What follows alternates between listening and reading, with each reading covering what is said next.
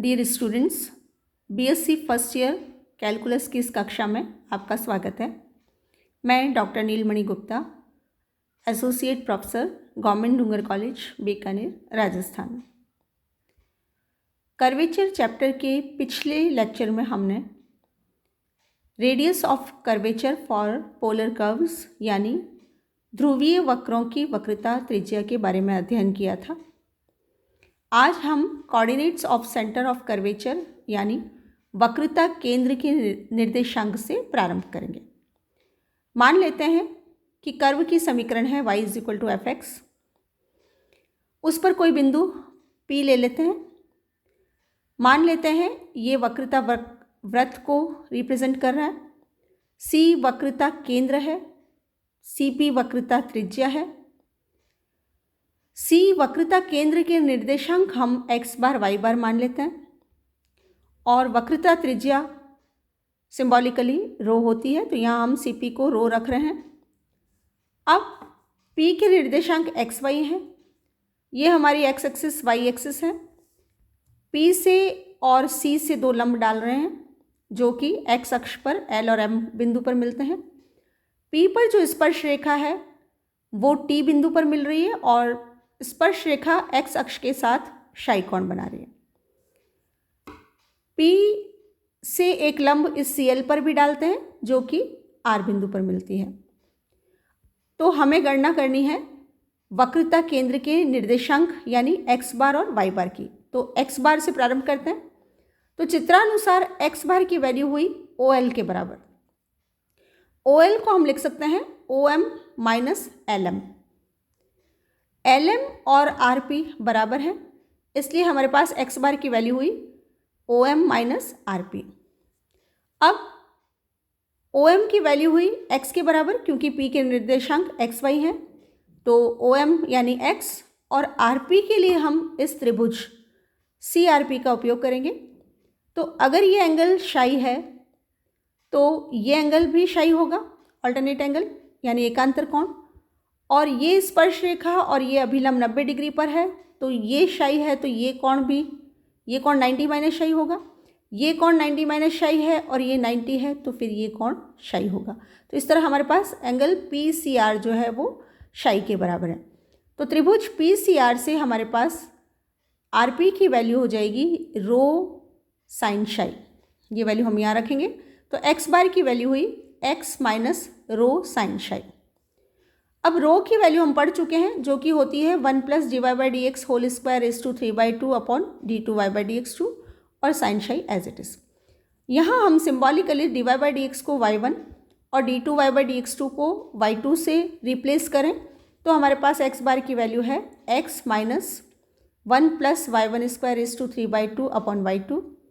Sign क्षैतिज को हम लिख सकते हैं 1 अपॉन कॉसेक क्षैतिज। कॉसेक क्षैतिज को हम लिख सकते हैं √1 + कॉट स्क्वायर क्षैतिज। और कॉट क्षैतिज को अगर हम चेंज करें tan क्षैतिज में तो हमारे पास रिजल्ट है x bar = x - 1 + y1² ⁵ 3/2 upon y2 as it is. और ये रिजल्ट बन जाएगा tan क्षैतिज अपॉन √1 + tan स्क्वायर क्षैतिज।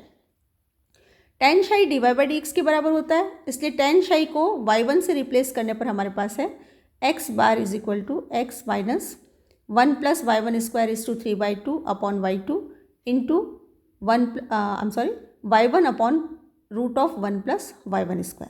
तो ये वैल्यूज़ सिंप्लीफाई होकर हमारे पास बचेगा x bar = x - y1 upon y2 into 1 + y1²। तो ये हुआ वक्रता केंद्र का x कोऑर्डिनेट। इसी तरह y कोऑर्डिनेट यानी y बार की वैल्यू के लिए आप देखिए कि y बार बराबर हुआ CL के। CL को हम लिख सकते हैं CR + RL। RL हमारा PM के बराबर है और PM हमारा P का y कोऑर्डिनेट है, इसलिए PM को रिप्लेस करेंगे y से, तो CL की वैल्यू हुई y + CR। एक बार फिर इसी त्रिभुज का उपयोग करें CRP को, तो CR की वैल्यू हुई रो कॉस क्षैतिज। तो इस तरह हमारे पास y का मान हुआ y बार का CL means CR + RL, CR as it is, RL को हमने PM से रिप्लेस किया, PM हमारा y है और CR हमारा हो जाएगा रो कॉस क्षैतिज। रो की वैल्यू एक बार फिर 1 + y1² ⁵ 3/2 अपॉन y2। कॉस शाई को हम लिखेंगे 1/sec शाई, सेक शाई को हम लिख सकते हैं √1 + tan स्क्वायर शाई, और tan शाई को हम फिर dy/dx यानी y1 से रिप्लेस करेंगे। तो सिंप्लीफिकेशन के बाद हमें y बार की वैल्यू प्राप्त होगी y + 1/y2 × 1 + y1 स्क्वायर। तो ये x बार यानी x coordinate of centre of curvature, और ये y बार यानी y coordinate of centre of curvature. तो इस तरह हमें x बार और y बार यानी वक्रता केंद्र के निर्देशांक प्राप्त होते हैं। अब वक्रता केंद्र भी हमने प्राप्त किया और वक्रता त्रिज्या हम ऑलरेडी पढ़ चुके हैं। तो अगर केंद्र और त्रिज्या ज्ञात हो तो हम सर्कल ऑफ कर्वेचर यानी वक्रता वृत्त की समीकरण निकाल सकते हैं। तो यहाँ पर वक्रता वृत्त की समीकरण हुई x - x bar whole square + y - y bar whole square is equal to rho square, जहाँ x बार y बार केंद्र है और रो वक्रता त्रिज्या है। इसके अलावा locus of centre of curvature is called evolute, यानी जो वक्रता केंद्र का बिंदु पथ होता है वह केंद्रज कहलाता है। Next is length of chord of curvature, यानी वक्रता जीवा की लंबाइयाँ। कर्वेचर चैप्टर के प्रारंभ में हमने परिभाषाएं पढ़ी थी, जिसमें हमने कॉर्ड ऑफ कर्वेचर यानी वक्रता जीवा की परिभाषा भी पढ़ी थी। एक बार पुनः रिपीट करते हैं, याद करते हैं कि वक्रता जीवा किसे कहते हैं। तो वक्रता वृत्त में P बिंदु से गुजरने वाली जितनी भी जीवा होती है वो वक्रता जीवा कहलाती है। तो सबसे पहले हमें ज्ञात करना है length of chord of curvature parallel to axis, यानी अक्षों के समानांतर वक्रता जीवा की लंबाइयाँ ज्ञात करनी है। तो पहले एक वक्रता वृत्त लेते हैं, मान लेते हैं ये वक्रता वृत्त है, किसी वक्र के बिंदु P पर हमने वक्रता वृत्त लिया है। C वक्रता केंद्र है, तो CP वक्रता त्रिज्या हुई रो, और P पर एक स्पर्श रेखा है जो x अक्ष को शाई एंगल पर मिलती है। यहाँ से हमने PQ एक x अक्ष के समानांतर वक्रता जीवा ली है और एक PS y अक्ष के समानांतर वक्रता जीवा ली है।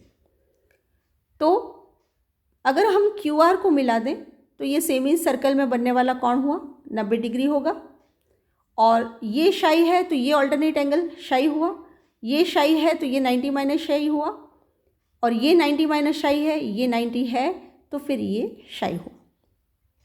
तो chord of curvature parallel to x axis, यानी x अक्ष के समानांतर वक्रता जीवा जो होगी वो PQ होगी, और इस त्रिभुज से PQR से PQ की वैल्यू हुई 2 रो, क्योंकि PR हो गया व्यास डायामीटर ऑफ द सर्कल, तो 2 रो कॉस PQ निकालना है तो 2 रो साइन शाई। तो chord of curvature parallel to x axis is PQ and that is equal to 2 rho sine psi. इसी तरह chord of curvature parallel to y axis हुआ PS। अब अगर ये एंगल शाई है तो ये अल्टरनेट एंगल ये शाई होगा। तो एक बार त्रिभुज PRS से हमारे पास PS की वैल्यू हुई 2 रो कॉस शाई। तो y अक्ष के समानांतर वक्रता जीवा की जो लंबाई हुई वो PS हुई और उसकी वैल्यू हुई 2 रो कॉस शाई। तो ये एक तरह से दो फॉर्मूले हो गए जो हमें याद रखने हैं कि chord of curvature parallel to x axis हुआ 2 रो साइन शाई और chord of curvature parallel to y axis हुआ 2 रो कॉस शाई।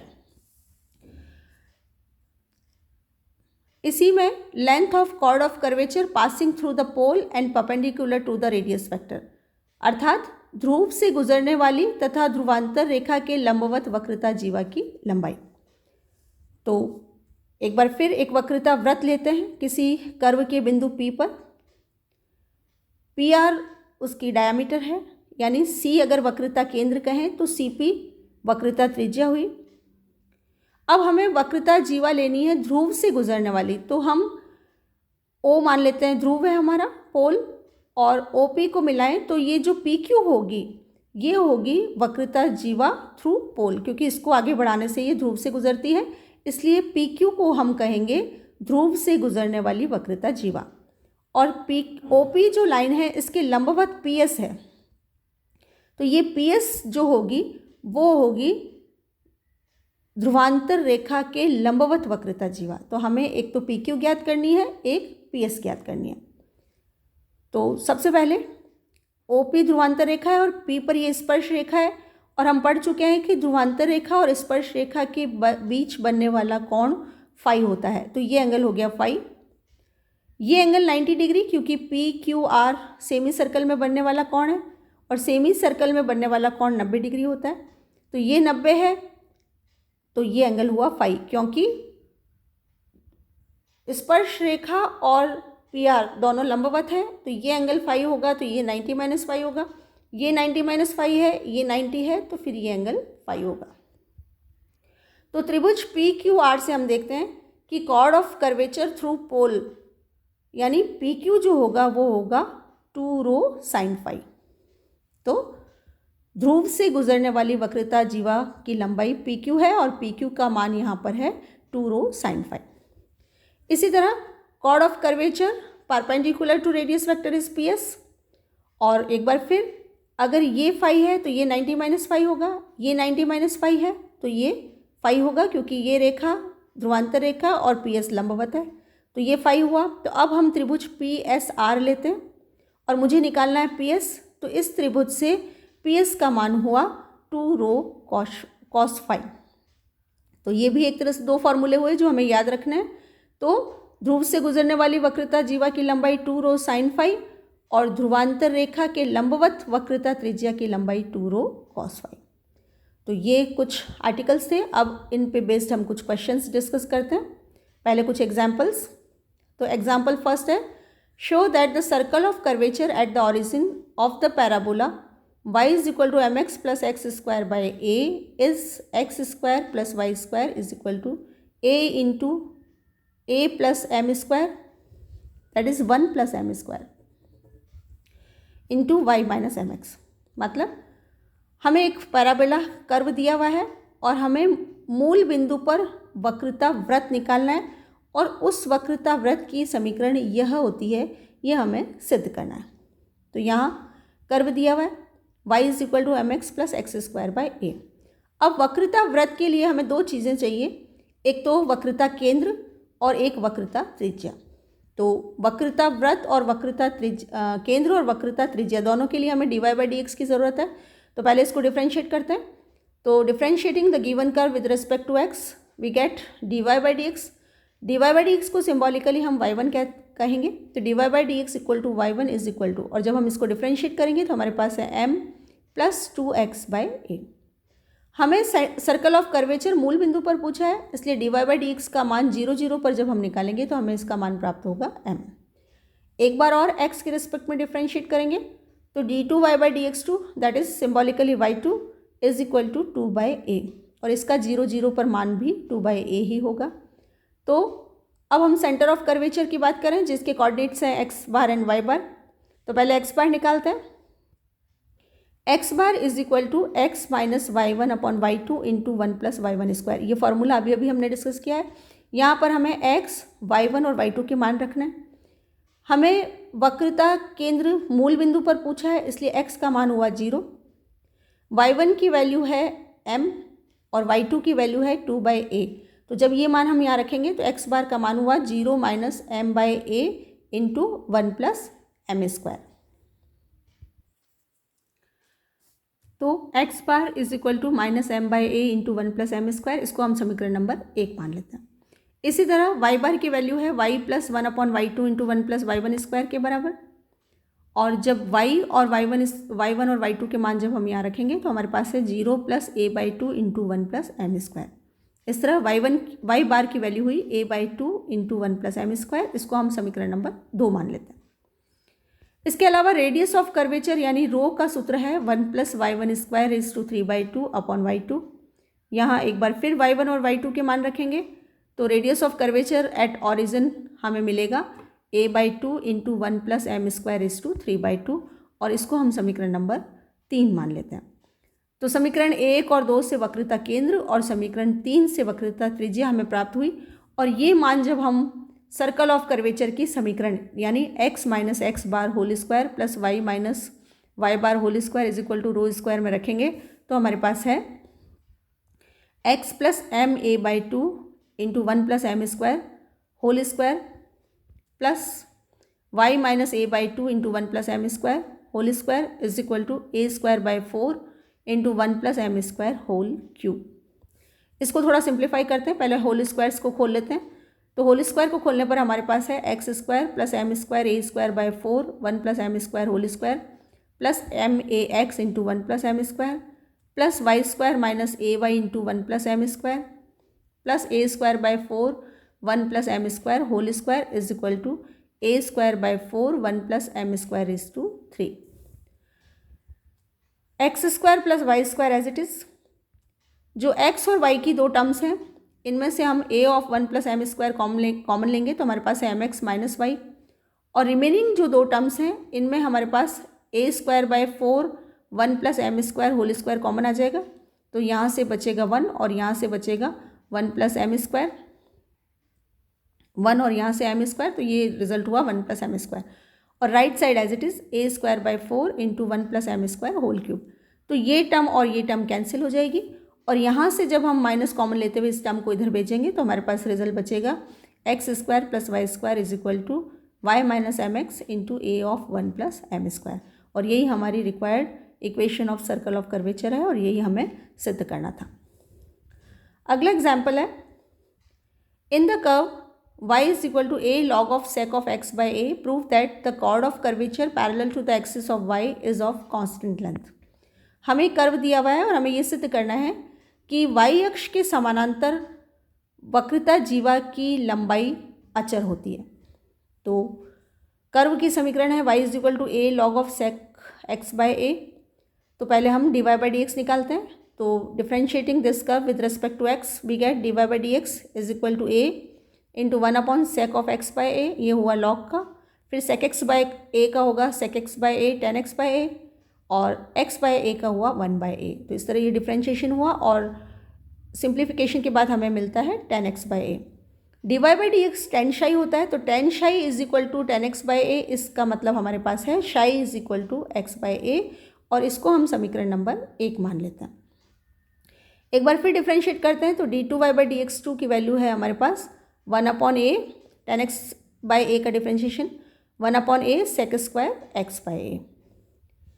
तो वक्रता त्रिज्या यानी रो का सूत्र हुआ 1 + dy by dx whole square is to 3/2/d2y by dx2, और dy by dx और d2y by dx2 के मान इसमें रखने पर हमारे पास है a into 1 + tan² x by a whole raise to 3/2 upon sec² x by a। 1 + tan² x by a means sec² x by a whole raise to 3/2 means sec³ x by a बचेगा, और sec² denominator में है तो simplification के बाद हमारे पास है a sec of x by a। तो रो की वैल्यू हुई a sec of x by a, और इसको हम समीकरण नंबर 2 मान लेते हैं। अब हमें निकालना है chord of curvature parallel to y axis, यानी y अक्ष के समानांतर वक्रता जीवा की लंबाई। उसका सूत्र है 2 रो cos psi। रो की वैल्यू हमारे पास है a sec of x by a, और psi की वैल्यू समीकरण नंबर 1 से है हमारे पास x by a। जब ये दोनों मान हम यहाँ रखेंगे तो हमारे पास आएगा 2 rho cos psi is equal to 2 into a sec of x by a into cos of x by a। a sec of x by a rho का मान हुआ, और psi की जगह हमने रखा है x by a, तो ये समीकरण नंबर 1 से प्राप्त हुआ, ये समीकरण नंबर 2 से प्राप्त हुआ। अब sec x by a और cos x by a दोनों कैंसिल हो जाएंगे तो हमारे पास बचेगा 2a जो कि कांस्टेंट है, और यही हमें सिद्ध करना था। Next example is find the length of chord of curvature through the pole of the cardioid r is equal to a of 1 + cos theta. हमें कार्डियोइड एक कर्व दिया हुआ है और इसके लिए मूल बिंदु से गुजरने वाली या ध्रुव से गुजरने वाली वक्रता जीवा की लंबाई हमें ज्ञात करनी है। तो कर्व दिया हुआ है, जब हम इस कर्व को थीटा के रिस्पेक्ट में डिफ्रेंशिएट करेंगे तो हमारे पास आएगा dr by d theta is equal to -a sin theta.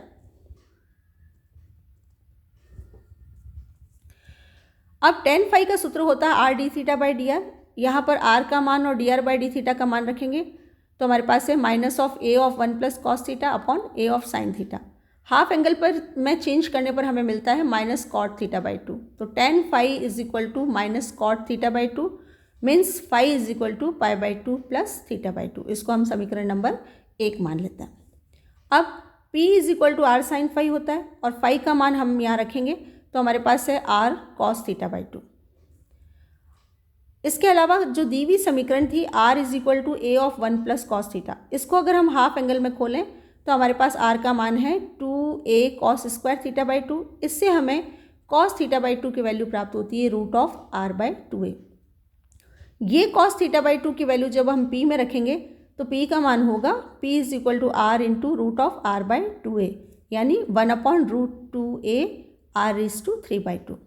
Now differentiating this result with respect to r, we get dp by dr is equal to 1/√2a into 3/2 r raised to half।